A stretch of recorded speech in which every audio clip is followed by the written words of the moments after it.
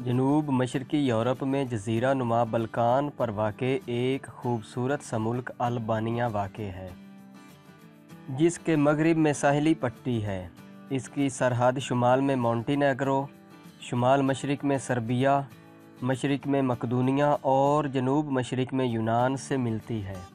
البانیہ کی سمندری سرحدیں کروشیا اور اٹلی کے ساتھ بھی ملتی ہیں۔ 28,748 کلومیٹر کے رقبے کے ساتھ یہ ملک بیلجیم اور امریکی ریاست میری لینڈ سے تھوڑا سا چھوٹا ہے۔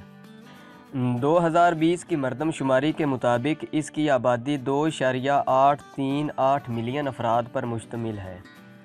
البانیہ میں 98.6% البانیائی نسل کے لوگ، 1.17% یونانی اور 0.23% دیگر اقوام کے لوگ آباد ہیں، جن میں ولاچ، روما، سرب، مونٹینیگرینز، مقدونوی، مصری اور بلغاری اقوام کے لوگ شامل ہیں۔ البانیہ کا سرکاری مذہب عیسائیت ہے، آرتھوڈوکس 20% اور رومن کیتھولک 10%۔ دیگر مذاہب میں سنی اور بختاشی مسلمان 70% آباد ہیں، جو کہ البانیہ میں سلطنت عثمانیہ کی میراث ہیں۔ البانیہ کا ڈائلنگ کوڈ +355 اور انٹرنیشنل ڈومین نیم ALB ہے۔ اس ملک کی آب و ہوا معتدل ہے۔ بحیرہ روم کی وجہ سے موسم گرما میں زیادہ تر موسم خشک رہتا ہے۔ اس کی سرکاری زبان البانی ہے۔ البانیہ میں شرح خواندگی 86.5% ہے۔ اس ملک کے قدرتی وسائل میں پیٹرولیم، قدرتی گیس، کوئلہ، باکسائٹ، تانبا، لوہا، نکل، نمک، لکڑی اور پن بجلی شامل ہیں۔ ملک کا بلند ترین مقام ماجا کولا بیت نامی پہاڑ ہے، جس کی بلندی 2764 میٹر ہے۔ زرعی مصنوعات میں گندم، مکئی، آلو، سبزیاں، پھل، چینی، چقندر، انگور، گوشت اور دودھ شامل ہیں۔ فوڈ پروسیسنگ، ٹیکسٹائل اور کپڑے، سیمنٹ، کیمیکل، مائننگ وغیرہ البانیہ کی ترقی میں اہم کردار ادا کرنے والی صنعتیں ہیں۔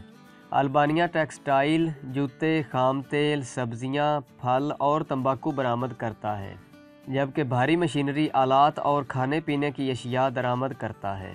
البانیہ کی کرنسی کا نام لیک ہے اور اس کی GDP 14.8 بلین امریکی ڈالرز ہے۔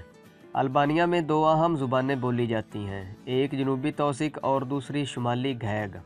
یونانی زبان تقریباً 60,000 افراد بولتے ہیں۔ رومانی زبان بھی تقریباً اتنی ہی تعداد بولتی ہے۔ تھوڑی تعداد میں بلغاری اور سرب زبانیں بھی بولی جاتی ہیں۔ البانیہ میں لوک موسیقی کے مونوفونک اور فونک موسیقی شامل ہے۔ البانیہ میں ہر علاقے کی ایک منفرد موسیقی کی روایت ہے جو اس کی تاریخ، زبان اور ثقافت کی عکاسی کرتی ہے۔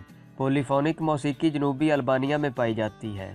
البانوی موسیقی قدیم الیریا اور یونان تک پھیلی ہوئی تھی، جس میں بازنطینی اور عثمانی سلطنت کے اثرات پائے جاتے ہیں۔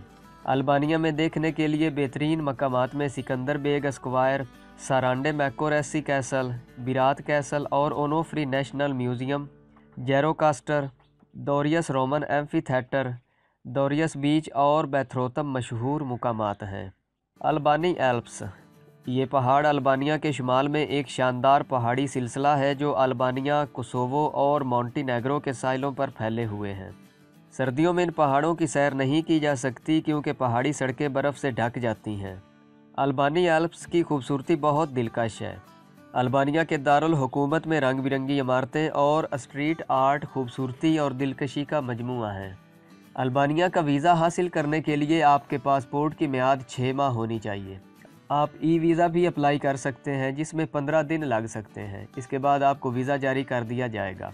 البانیہ دوسرے یورپی ملکوں کی نسبت بہت سستا ملک ہے۔ آپ کو یہ بھی بتا دوں کہ البانیہ کا ٹور ویزا ہندوستانی شہریوں کے لیے بالکل مفت ہے۔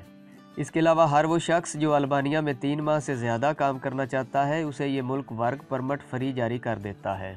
البانیہ سب سے زیادہ اپنی مذہبی رواداری کے لیے دنیا بھر میں جانا جاتا ہے۔ دوستو، امید ہے آپ کو آج کی ویڈیو پسند آئی ہوگی۔ ملتے ہیں ایسی ہی کسی نئی انٹرسٹنگ ویڈیو کے ساتھ، تب تک کے لیے مجھے اجازت دیجیے اور دعاؤں میں یاد رکھیے گا۔ اللہ حافظ۔